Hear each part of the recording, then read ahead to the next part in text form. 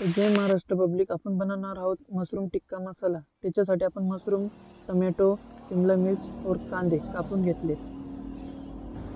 ते झालं, त्याच्यात टाकायचं लसूण पेस्ट, नमक, मिरची पावडर, थोडं कॉर्नफ्लॉवर। ते कॉर्नफ्लॉवर आपल्याला जास्त पण नाही टाकायचं आणि कमी पण नाही टाकायचं।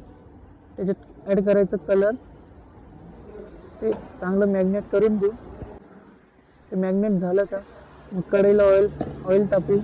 ऑइल तापलं की त्याच्यात आपल्याला ते टाकायचं।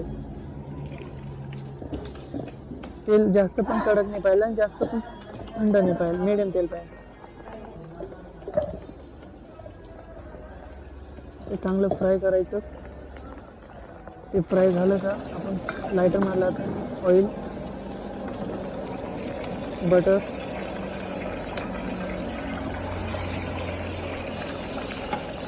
लसूण पेस्ट,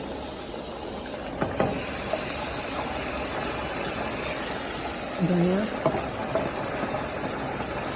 घेतलेलं पनीर, त्याची ते चांगलं फ्राय करू। चांगलं फ्राय झालं त्याच्यात ॲड करायचा मसाला।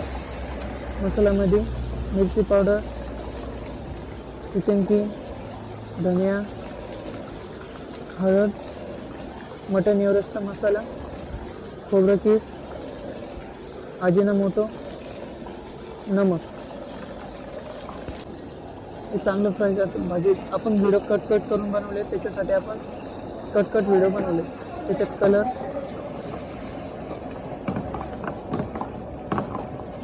ते मशरूम ते आपलं फ्राय झाले ते त्याच्यात ॲड करायचे। ॲड करायचे, ते कालवायचं, त्याच्यात फ्राय करायचं कालवून। त्याच्यात टाकायचं आपण धनिया। आता पार्सल करू। सांगा कमेंटमध्ये, सांगा ही रेसिपी कशी आवडली।